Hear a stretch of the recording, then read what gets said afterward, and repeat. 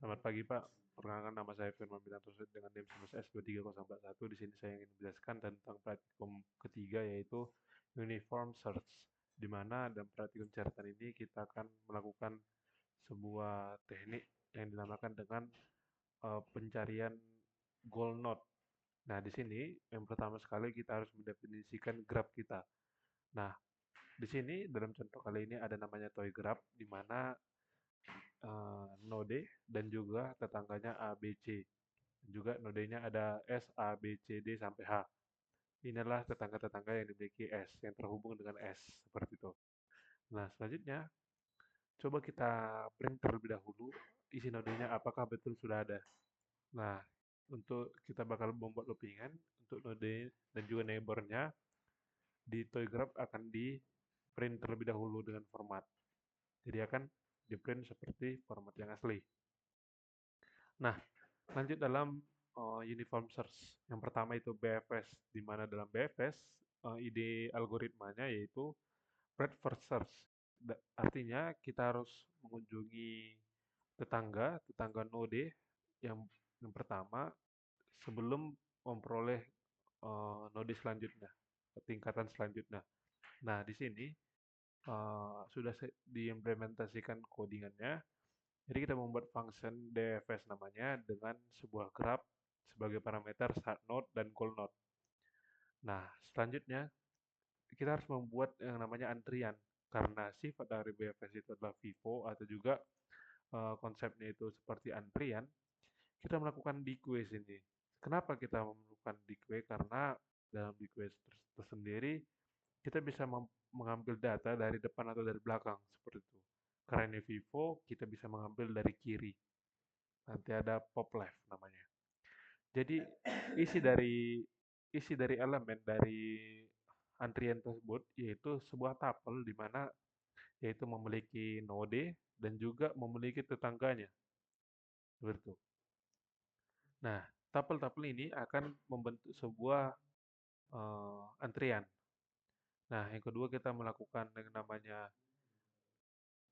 variabel yang kita namai dengan visit, di mana itu adalah apa yang udah kita saat ini itulah dimasukkan ke visit, apa yang udah kita kunjungi, dan juga visited order. Nah, visited order inilah yang dinamakan dengan ternyata visit order adalah urutan yang node yang dieksplorasi seperti itu. Oke, coba kita mulai dalam codingannya, di mana eh, kita melakukan loopingan terhadap antriannya, kita akan memasukkan ke sebuah variabel sebuah tapelnya. Jadi antrian tersebut kita keluarkan yang pertama, seperti itu. Pop left artinya vivo. Yang pertama kali dimasukkan akan dikeluarkan sebelah kiri. Karena dalam ilustrasi eh, antriannya kita memanjang ke samping, ke kanan, maka yang paling pertama adalah yang paling kiri. Nah, nanti tapel-tapel yang akan diisi oleh Carnot dan juga pet. Pet dan juga visit order.append. Artinya bahwa kita akan memasukkan visit order kalau di itu Carnot. Berarti artinya udah dieksplorasi. Seperti itu. Nah, kita cek apakah current node-nya sama dengan goal node. Nah, di sini kita peroleh bahwa jika sama atau tidak. Kalau sama, maka akan langsung memulangkan visit order. Jika tidak ada yang sama, maka akan jalur tidak ditemukan dari visit order. Eh, for neighbor in grab get current node, di mana ini sebuah loopingan untuk melihat bahwasanya ketetanggaan dari grab tersebut. Di mana kalau dari kita lihat grab tadi, grab ini S, A, B, C, maka ini akan melihat neighbornya. Kita ambil grabnya, kita ambil tetangganya. Yang pertama kalau S, tetangganya adalah A, maka akan dilihat apakah tetangganya itu sudah dikunjungi sebelumnya.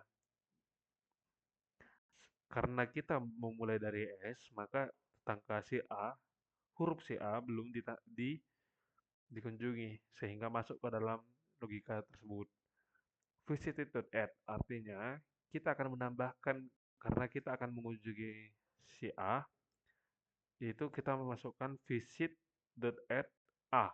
Artinya adalah isi dari visit sekarang adalah S, A. Dan juga kita akan membuat apa namanya? Kita akan membuat salinan untuk membuat petnya. Nah, di sini ada salinannya. Di mana list pet. Jadi kita akan memasukkan eh, list dalam pet kita ke dalam new pet. Sebenarnya kalau dilihat secara kasat mata memang alokasi memorinya sangat besar jika grabnya makin banyak seperti itu dijangkau oleh pet-petnya. Karena akan membuat bahwasanya kita harus mengulang-ulang-ulang terlebih dahulu untuk mensalin ke new pet-nya. Nah, new pet.append neighbor. Artinya, semisal tadi new pet-nya adalah S. Karena di sini tadi kan eh, kita mengambil pet dari quest. Misal, seperti ini. Start node-nya S.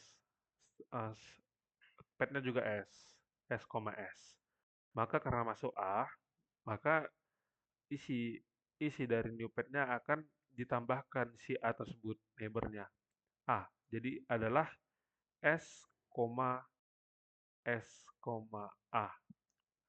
Itu artinya S, A lah eh, new pet-nya. Dan juga kita akan masukkan ke dalam antrian yaitu neighbor, new pet. Artinya neighbor-nya itu berapa? Neighbor-nya tadi kan si A, new pet-nya adalah S, A.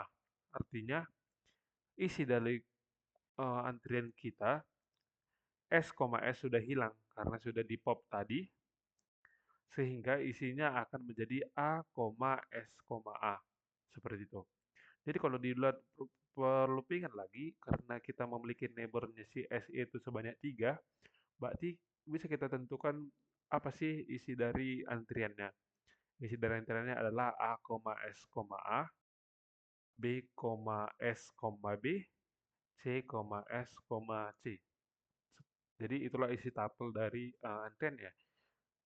Jadi sehingga nantinya akan masuk lagi ke loopingannya, dikeluarkan lagi, ditengok current node-nya. Current node-nya tadi A. Nah, kita nengok A lagi. A, S, D. Karena eh, visit ordernya kita masukkan. Dari current node-nya tadi kan si A. Berarti visit ordernya jadi S, A. Seperti itu. Jadi coba kita masukkan terlebih dahulu, kita looping sekali lagi, jika dia sama, oh tidak, maka akan munculkan ini lagi. Seperti itu. Itulah gunanya BFS ini. Intinya dia akan terus melakukan menambahi new pad dan juga menambahi apa itu antriannya seperti itu. Nantinya kita akan memberikan visit ordernya jika tidak ada jalur yang ditemukan. Nah, jika ada jalur yang ditemukan, solusi ditemukan, maka visit order akan dikeluarkan dengan pad seperti itu. Coba kita jalankan BFS tersebut. Kita melakukan start dari S ke G, di mana kita melakukan dengan toy graph yang ada dan juga kita melakukan function BFS. Nah, startnya itu goal, kita print coba supaya ada peninjauannya. Coba kita lakukan hasilnya bahwa hasil urutan kunjungan yaitu S, A, B, C, D, E, G. Tetapi jalur yang ditemukan adalah S, B, G. Artinya apa? Artinya untuk memperoleh ke S, kita akan melakukan yang namanya append-nya itu S, S. Selanjutnya S, S di pop left dikeluarkan. Isinya diperoleh adalah A, S, S, A. Baru setelah itu B, S, B. Nah, diperoleh ternyata di B memiliki node G di sini karena S dan D sudah dilihat terlebih dahulu seperti itu. Maka karena kita telah menemukan pet untuk menuju ke G, itulah pet yang telah ditemukan dari BFS-nya. Seperti itu. Oke, coba kita masuk ke dalam DFS. Ini namanya adalah deep first search, di mana dalam representasi adjective list ini akan mengambil node paling paling dalam. Nah, konsepnya sama, codingannya juga mirip. Yang membedakan codingan ini dengan BFS adalah dengan cara penggunaan stack di dalamnya. Karena tadi kita melakukan pop left, ternyata di dalam BFS ini mau melakukan hanya pop saja. Berarti artinya yang kanan yang dikeluarkan. Jika di kanan yang dikeluarkan, karena di kanan masuk belakangan, semisal nih kita memiliki sebuah antrian. Nah, setelah itu kita akan mengeluarkan yang paling kanan. Yang paling kanan itu kan yang terakhir kali masuk yang dikeluarkan. Jadi kalau dia akan mengeluarkan yang paling kanan, maka kita harus mereverse eh, isi dari neighbornya agar tidak salah seperti itu. Jadi semisal tadi adalah neighbornya itu A, B, C, maka neighbor dari S adalah A, C, B, A.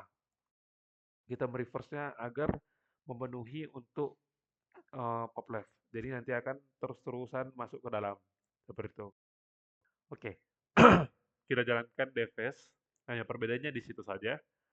Jadi setelah kita jalankan, diperolehlah kunjungan yang diterima untuk S ke G itu ternyata lebih eh, panjang daripada yang dibuat oleh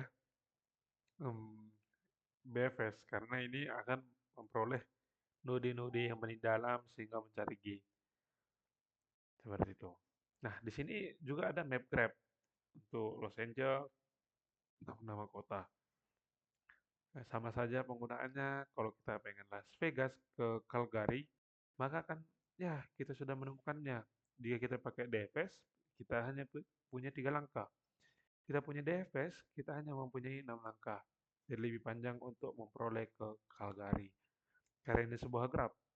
Jadi juga saya melakukan peninjauan dengan ITDAL graph, di mana GD1 KL ini adalah hasil dari teori kami yang disuruh membuat sebuah graph apapun itu. Nah, kami membuat hasil BFS dan juga DFS, maka dari graph yang kami punya untuk ke GD1 ke GD8 cukup memperoleh GD1 ke KL, ke GD, 9 ke GD8. Nah, hanya ada 3 langkah yang ditemukan. Jika hasilnya adalah DFS ke GD1, ke GD8, maka 8. Bisa simpulkan bahwasannya untuk pencarian DFS, saya merasa jika itu sebuah graf yang dapat kembali lagi, ataupun sebuah graf tanpa ujung yang benar, lebih baik menggunakan GFS karena kita akan mencari uh, ketetanggaan dari tingkatan yang sama seperti itu. Jadi inilah hasil penjelasan saya. Jika ada kesalahan kata, mohon dimaafkan. Terima kasih.